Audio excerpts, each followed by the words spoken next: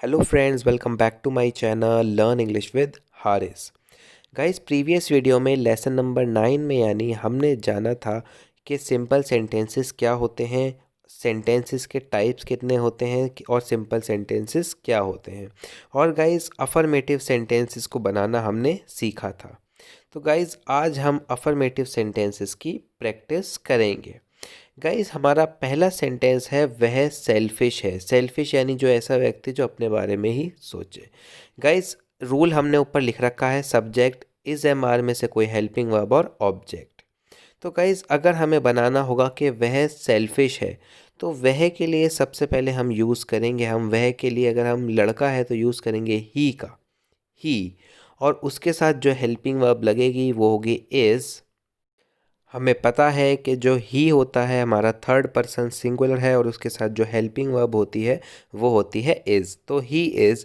और जो हमारे बचा हुआ पार्ट है, ऑब्जेक्टिव पार्ट है, वहाँ हम लगाएंगे सेल्फिश। तो हमारा सेंटेंस बन गया वह सेल्फिश है। अगर हमें कहना होगा वो लड़का सेल्फिश है, तो हम कहेंगे he is selfish, he is selfish.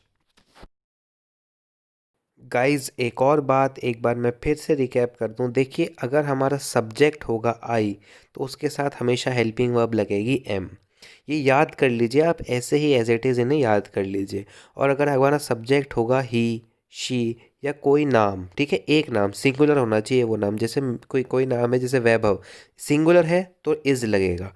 This या दैट अगर है हमारा सब्जेक्ट तो हम लगाएंगे इज़ का, ठीक है। और अगर हमारा सब्जेक्ट है, गाइज, अगर हमारा सब्जेक्ट है you, we, they, these, those, तो हम यूज़ करेंगे हेल्पिंग वर्ब आर का।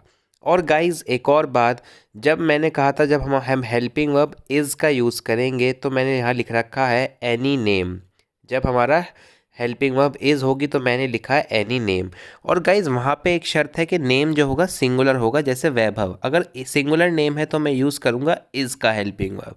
और अगर गाइज दो नाम है, जैसे मैं कहूँ वैभव एंड आरुष, तो ये हमारे प्लूरल सब्जेक्ट है, यहाँ हम यूज़ करेंगे आर का।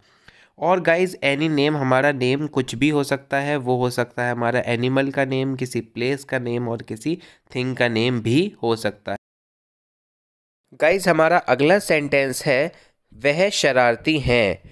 मैंने कहा वह शरारती हैं, यानी गाइज हमारे हिंदी कॉन्टेक्स्ट से समझ आ रहा है कि सब्जेक्ट प्लूरल है, मैंने तभी तो यूज़ किया हैं, एक से ज़्यादा है।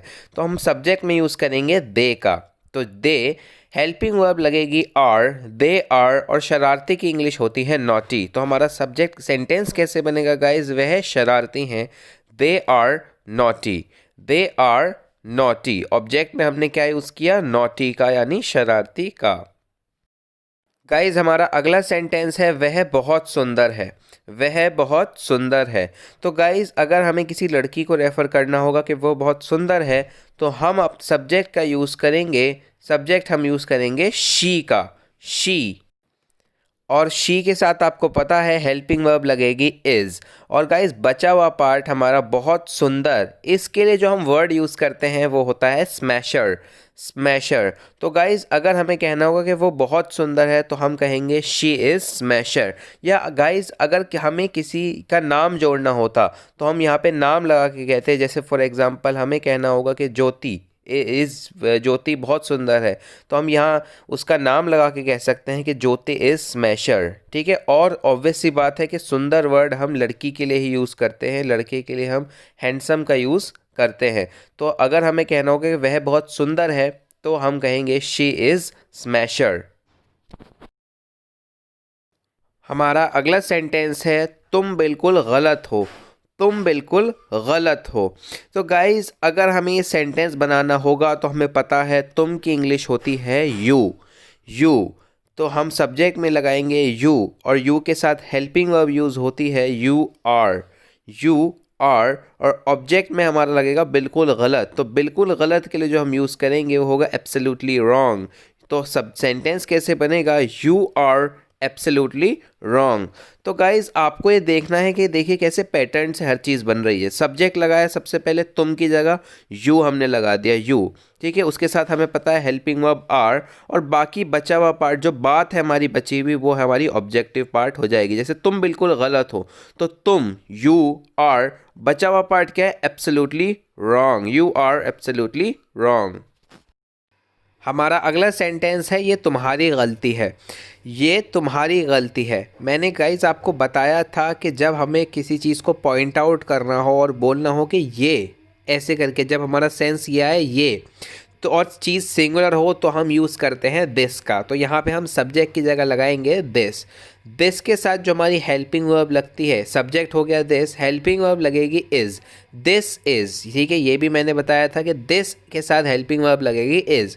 दिस इज़ तुम्हारी गलती। हमारा ऑब्जेक्टिव पार्ट क्या है, तुम्हारी गलती। तुम्हारी के लिए जो हम इंग्लिश यूज़ करते हैं वो होती है योर। तुम्हारी के लिए करते हैं योर, गलती की इंग्लिश मिस्टेक। तो सेंटेंस कैसे बना, दिस इज़ योर मिस्टेक।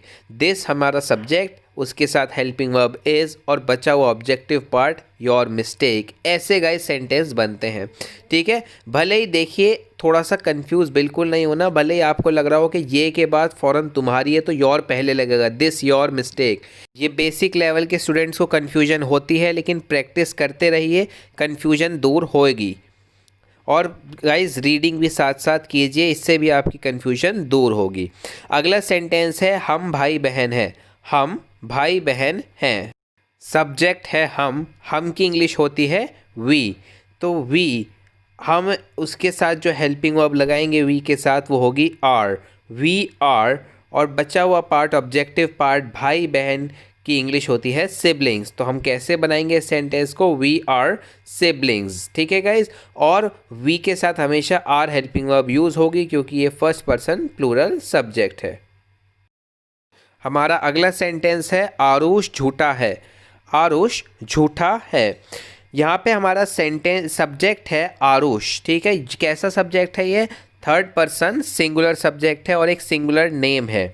तो यहाँ पे हम सब्जेक्ट है आरुष, उसके साथ हेल्पिंग वर्ब लगेगी इज़, आरुष के साथ हेल्पिंग वर्ब लगेगी इज़, और बचा हुआ पार्ट झूठा, जिसको इंग्लिश में कहते हैं लायर। तो सेंटेंस कैसे बनेगा, Aarush is liar, Aarush is liar, ठीक है गाइज।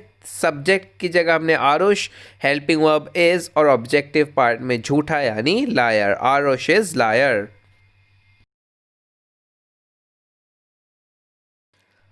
अब आगे बढ़ते हैं और देखते हैं हमारा नेक्स्ट सेंटेंस, आरुष और भावेश झूठे हैं। अब गाइज एक बात देखिए कि पिछले में हमने नाम लिया था सिर्फ आरुष, सिंगुलर सब्जेक्ट था। अब यहाँ पे दो नाम हो गए, आरुष और भावेश।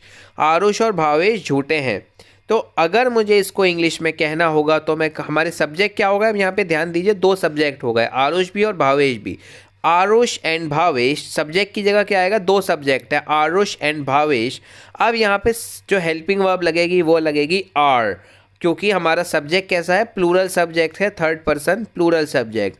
तो Aarush and Bhavesh are liars, यहाँ पे लायर्स ऐसे हो जाएगा, Aarush and Bhavesh are liars, ठीक है। आपको समझ आया, सब्जेक्ट हो गया हमारा आरुष और भावेश, उसके साथ हेल्पिंग वर्ब लगी आर, और बचा हुआ पार्ट हो गया ऑब्जेक्टिव पार्ट लायर्स। गाइस हमारा अगला सेंटेंस है, मेरे पापा एक गवर्नमेंट एम्प्लॉय हैं। मेरे पापा एक गवर्नमेंट एम्प्लॉय हैं। यहाँ पे हमारा सब्जेक्ट है मेरे पापा, मेरे पापा, पूरा ये सब्जेक्ट है। तो हम मेरे पापा के लिए कुछ चीज़, मेरी, मेरे के सेंस के लिए हम क्या यूज़ करते हैं, माय का। तो हम कैसे बनाएंगे इसको, माय फादर। और माय फादर एक कैसा सब्जेक्ट है, सिंगुलर सब्जेक्ट है। तो क्या होगा हमारी helping verb, is, my father is, और बचा हुआ ऑब्जेक्टिव पार्ट गवर्नमेंट एम्प्लॉय। तो कैसे बोलेंगे, my father is a government employ, my father is a government employ. हमारा अगला सेंटेंस है, मेरे माता पिता अच्छे हैं। मेरे माता पिता अच्छे हैं।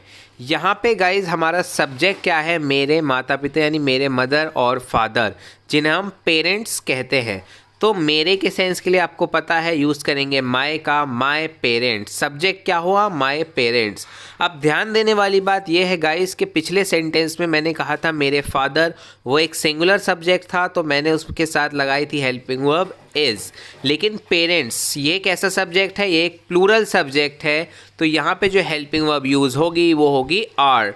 तो यहाँ पे मैं बोलूँगा माय पेरेंट्स आर, और अच्छे की इंग्लिश जो हमारा ऑब्जेक्टिव पार्ट है हम यूज़ करेंगे नाइस। तो कैसे सेंटेंस बनेगा, माय पेरेंट्स आर नाइस। ये आपको ध्यान रखना है कि माय पेरेंट्स, जो पेरेंट्स है वो प्लूरल सब्जेक्ट है, ठीक है, तो उसके साथ हम लगाएंगे आर का यूज़ करेंगे, आर हेल्पिंग वर्ब का। तो कैसे सेंटेंस बना, माय पेरेंट्स आर नाइस। हमारा अगला सेंटेंस है मैं ठीक हूँ, मैं ठीक हूँ। गाइज मैं की इंग्लिश ये एक बहुत आसान सेंटेंस है। यहाँ पे मैं की इंग्लिश आपको पता है आए होती है, और हमेशा आए के साथ जो हेल्पिंग वर्ब यूज़ होगी वो होगी एम। तो सब्जेक्ट है आए, हेल्पिंग वर्ब एम, और ऑब्जेक्टिव पार्ट में ठीक की इंग्लिश होती है फाइन। तो सेंटेंस कैसे बना, आई एम फाइन।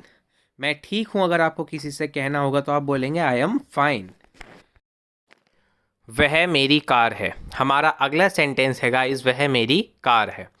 गाइस हम वह के लिए, देखिए जब हमें किसी चीज़ को पॉइंट आउट करना और कहना हो वो, और वो चीज़ सिंगुलर हो तो हम यूज़ करते हैं दैट का।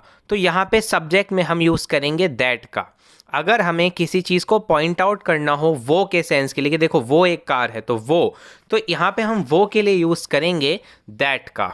तो गाइस दैट की हम के साथ हमेशा इज़ लगता है, दैट एक सिंगुलर सब्जेक्ट है, तो हम इस सब सेंटेंस को बनाएंगे दैट, सब्जेक्ट की जगह दैट, दैट के साथ हेल्पिंग वर्ब इज़, मेरी कार के जो ऑब्जेक्टिव पार्ट मेरी कार के लिए my car.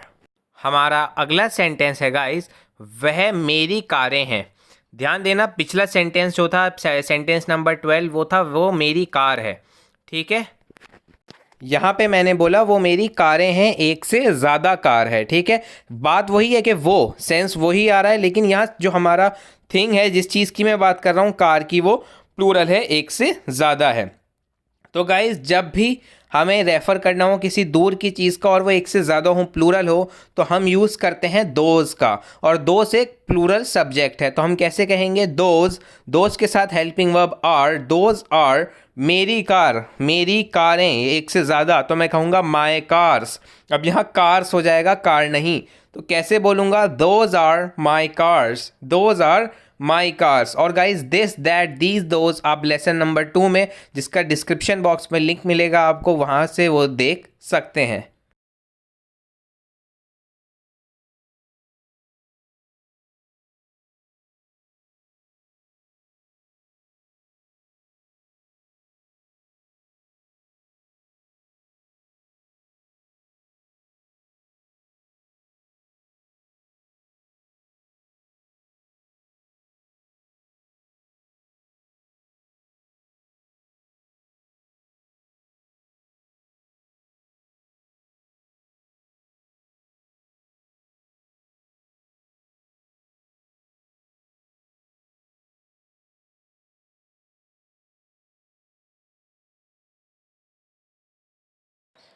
Thank you guys. Thank you for watching this video. If you ended up liking this video, please don't forget to subscribe my channel.